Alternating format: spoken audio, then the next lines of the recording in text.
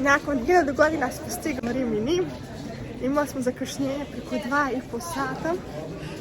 Ali dobro, prelet traje samo kratko. Tako da evo nas konačno u Italiji. Dobrodošli u jednom novom putovanju.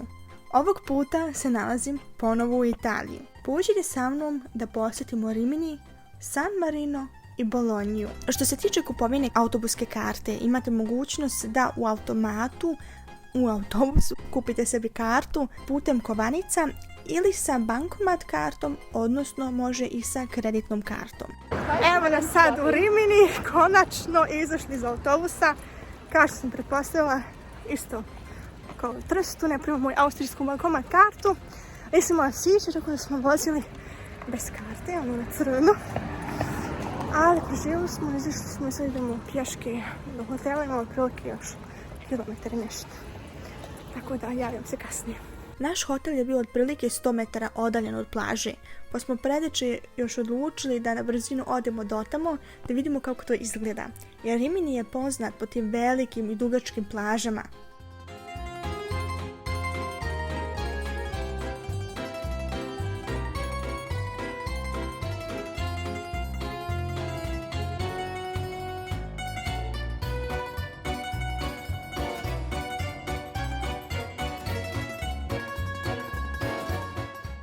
I nakon kratke šetnje smo otišli naravno da pojedemo jednu picu, jer nema toga da ne odeš u Italiju, a da ne probaš jednu picu. I zaista je bila veoma ukusna. I ovako smo proveli naše prvo veče. Drugog dana smo odlučili da odemo do San Marino.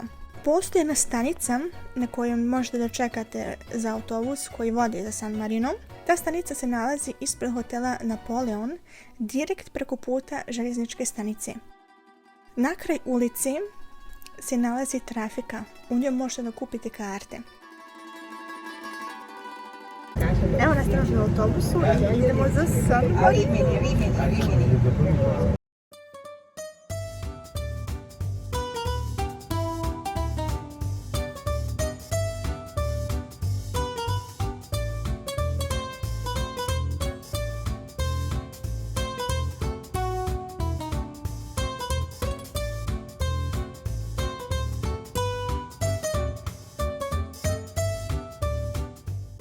U toku vožnje sam vidjela u daljini ogromno brdo. Ja sam sestri rekla, a joj, nadam se da nećemo ići tim pravcem. A ono se uspostavilo da je upravo to brdo San Marino. I što smo se više približavali, više smo se i penjali i zaista je put bio interesantan. Pogotovo ta činjenica da smo sa autobusom se mogli popeti do gore. Kada smo stigli gore, imali smo predivan pogled na okolna brda. Prije nego što vam ispričam nešto o postojanju San Marina, želim da vam ispričam nekoliko činjenica o ovoj maloj državi. Ona je 5. najmanja država na svijetu. Te 3 kule, Guaita, Cesta i Montale, krase njenu zastavu i grb. Uprkos tome što je u Europi, San Marino je zemlja bez izlaza na more i nema plaža ili obale. I potpuno je okružen Italijom. U San Marinu ima više registrovanih automobila nego stanovnika. Iako je nezavisna država, službeni jezik je italijanski. San Marino je jedna od rijetkih zemalja na svijetu bez javnog duga i nema svoje aerodrome.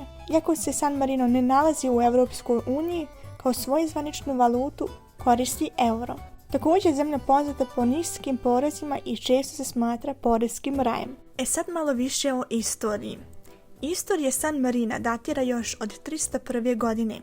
Prema predanju, Sveti Marin, po njemu je dobila ova država svoje ime, je pobjegao od progona hrišćana u vrijeme Dioklecijana na planinu Titanu i tamo osnovao prvu hrišćansku zajednicu sa braćom i sestrama po vjeri. Jedna Rimljanka koja je primila hrišćanstvo dala je ovu planinu Marinu, a nakon njegove smrti 366. godine njegovi sljedbenici su tamo osnovali Republiku San Marino. Tokom vijekova San Marinci su mirno širili svoju teritoriju sticanjem zemlje i uspješno branili svoj suverenitet zahvaljujući veštoj diplomatiji i podršci dobro obučene vojske. Čak i tokom italijanskog ujedinjenja i tokom fašističke vladavine u Italiji, San Marino je uvijek zadržao status slobodne republike. Karta u jednom pravcu košta 6 eura, a kada se nalazite u San Marino, ondje gdje autobus onda staje, tu onda možete da kupite povratnu kartu koja isto košta 6 eura. Vožnja traje otprilike 50 minuta.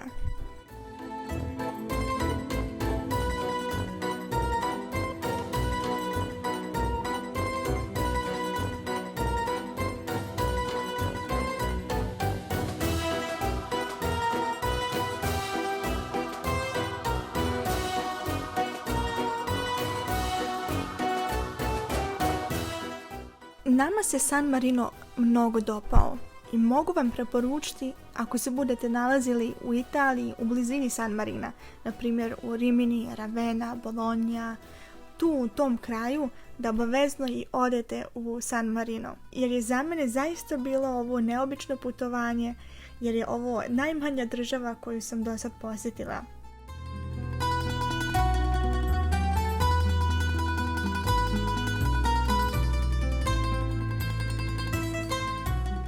Smo došli u Rimini, ušli smo u drugi autobus da bi se vozili do Grčke pravoslavne crkve. Na Google Maps se moglo vidjeti da se iza jednog kružnog toka nalazi crkva, ali pošto u Rimini postoji 1000 kružnih tokova, mi smo izišli na pogrešnoj stanici, otprilike preko kilometar i nešto ranije nego što smo trebali da izađemo.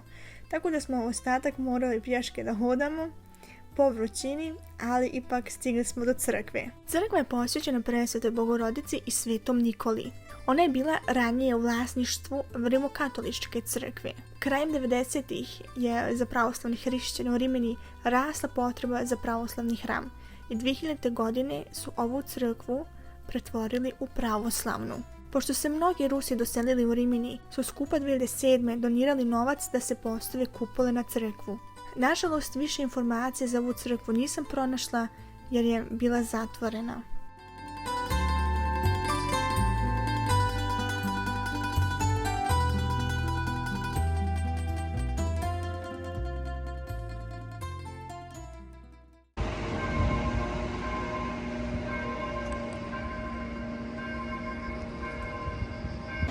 Baš šteta što crkva nije otvorena.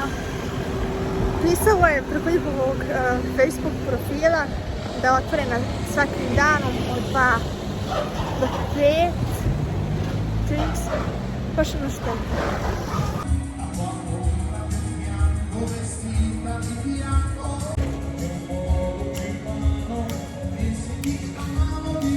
Hela? Kom ja?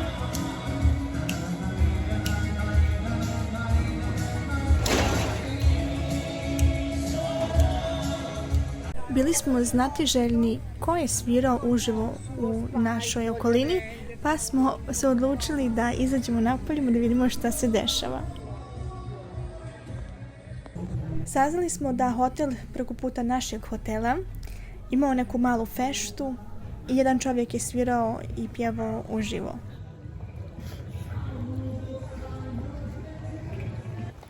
Dobili smo objašnjenje, Dobili smo obavještenje preko e-mail od strane Trenitalia, to je italijanska kompanija za vozove.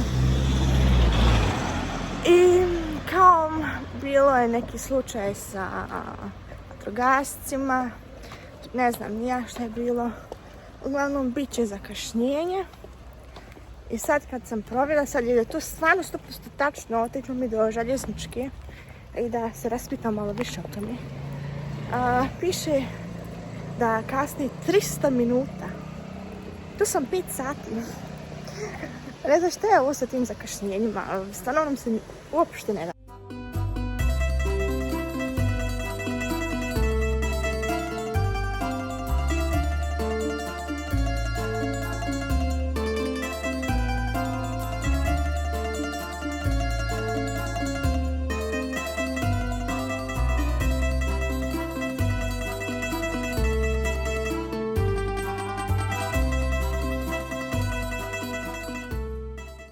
Koje je jutro.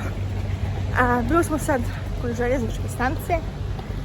Dobit ćemo pare nazad preko kredit karte, kao što smo tada platili.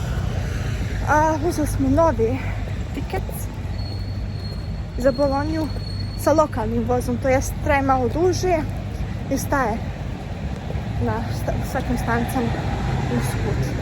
Ali bolje i to nego 5 sati zakašnjenja. Sad idemo u hotel, tamo još nešto da kupimo i onda opet idemo nazad i čekamo na vozu. Ovo je previše šetnje ujutru. Došlo je vrijeme kada smo napustili Rimini i krenuli dalje za Bolonju.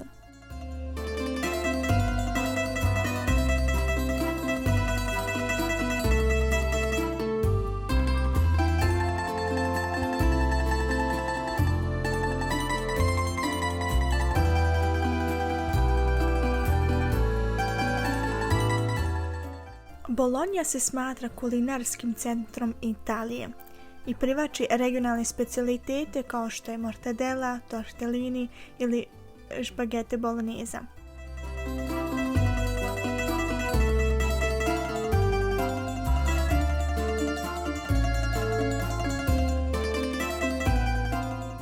Grad Bologna je zvanično grad arkada i kolonada.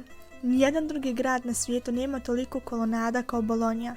Samo u istorijskom centru Bolonje one se protežu u dužinu od više od 40 km. Prvobitno u srednjem vijeku su stvoreni da bi se prilagodili rastućoj populaciji grada. Izgradnja arkada omogućila je proširenje gornjih spratova i tako stvaranje novog životnog prostora bez prevelikog utjecaja na trgovinski i tranzitni saobraćaj. Plemići su bili oslobođeni obaveze da svojim palatama dodaju arkade. Obavezna izgradnja arkada važila je samo za prosto stanovništvo grada.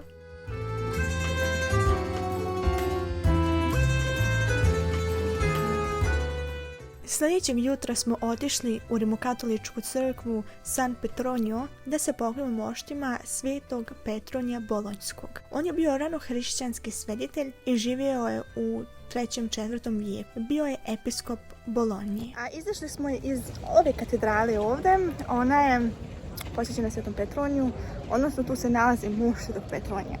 Interesantno je to da kada uđete u tu katedralu, ne samo što morate biti dosta obučeni, iako se vidi ramena morate da se pokrijete, nego sa strane imate skroz iza, s jednu s drugu stranu, oko 10 malih kapela. U jednoj od tih kapela se nalazi mušt. Mi smo ga jedva našli, ali kada uđete u katedralu, idete s lijevu stranu i druga, od ulaza druga kapela, tu se nalaze mušti Svetog Petronija, tako da ne morate ići kroz cijelu crkvu, nego odmah idete kod njegovih moštiju, poklonite se i izađete napolje. Nalazimo se sad ispred crkve katoličke Svetog Prokolosa.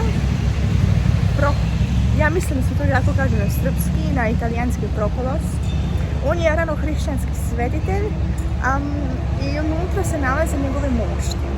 Sve ostatak ću vam kratko da opišem naknadno.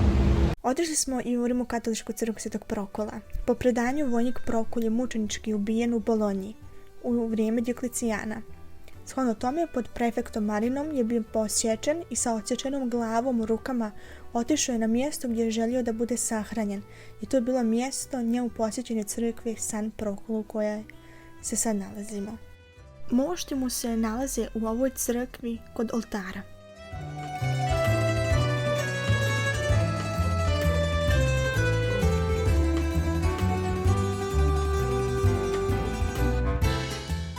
Uputili smo se do Grčke pravoslavne crkve, posvećena je Svetom Dimitriju. Nažalost je bila zatvorena i online nisam mogla pronaći nikakve informacije vezano za ovu crkvu, tako da vam ne mogu ništa reći vezano za nju.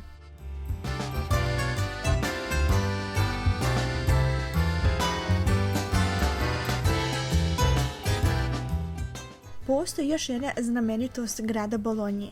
To su kula Asinelli i kula Garisenda. U 12. i 13. vijeku najbogatije gradske porodice su se takmičile u izgradnji kula kao simbol svoje moći, ali samo nekolicina je preživjela požare i ratove i prkosila nemilosredni protoku vremena. Toranj Asinelli visok je 97,20 metara. Obližnji toranj Garisenda u početku se razlikuje po nižoj visini, od samo 48 metara. Zbog njene opasne sklonosti u 14. vijeku je odlično da se visina kule skrati.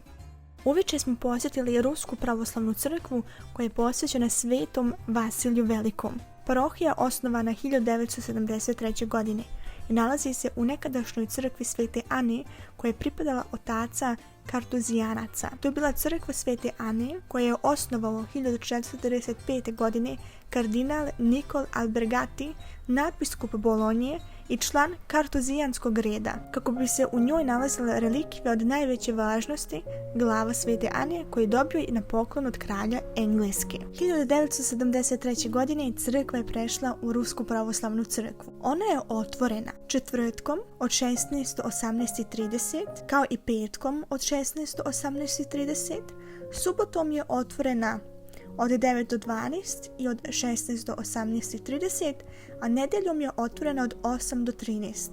Ponedjeljkom, utorkom i srijedom je zatvorena.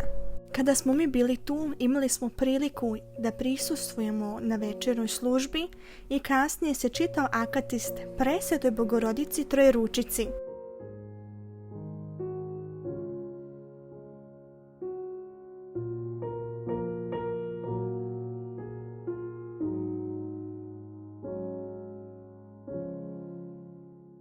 Otišli smo kasnije i do Rumunjske pravoslavne crkve koja je posvećena Svetom Nikoli, ali je nažalost bila zatvorena, iako je pisalo online da treba da bude otvorena. Nalazimo se ovdje iza Rumunjske pravoslavne crkve koja je zatvorena. Baš nam nekako žao. Bili smo baš tužni što je crkva bila zatvorena, tako da smo odlučili da odemo nazad u hotel. Mislili smo da, pošto je danas praznik Sabor Svetog Gavrila, da će biti neko bogosluženje, liturgija u Ruskoj crkvi. I mi smo otišli, bila je zatvorena. Pisalo je da u 5 sati danas se služi večernja i akatist, ali mi tad moramo ići da budemo na aerodrom, tako da nije nam ni to uspjelo. Postoji jedan mali voz, zove se Marconi Express, koji vas vodi od željezničke stanice do aerodroma. I to za tačno 7 minuta. Košta 12 eura po osobi u jednom pravcu. Mi smo se odlučili da ga isprobamo i bilo je zaista jedno posebno iskustvo. Pravi Srbin, šta ja jedem na aerodromu? Hljeb i paštetu. Mislim, to neće. Zabranjeno nositi namaz kroz kontrolu, ne sa mnom. Ima da namažem sendvič i da tako ponosim namaz. Jer ovo je šteta se baci, imam još jedno mislim. Ne može to tako. Mi sada pratimo jednu Teodoru u Freie Wildbahn na Flughafen. Ja ne znam srpski kako treba, pa morate živjeti s ovim. Šta ona radi? Ona maže tonu, thunfisch, ne znam šta je na srpski. Tunjevna. Pravi se sandvič. Jel sandvič možeš nositi? Pa ja mislim da ne bi trebao biti problem. Aha, ja sam mislila ti jedeš jednostavno. Ne, ovo što da bacit čovječe. Svo skupa Das machst du. Ich dachte, du frisst dich jetzt einfach voll und nimmst es so mit. Sie kratzt alles aus mit Plastikmessern. Aj sam se vidim ovo. Kroz kontrol smo prošli bez problema i sendviči i Eurokrem su prošli. Wow! Ovdje sad čekamo na naš avion koji naravno imao zakašnjenje, da smo u Beču promašli naš autobus i tata je morao da putuje 2,5 sata da bi došao po nas. I ovako se završilo ovo naše turbulentno putovanje.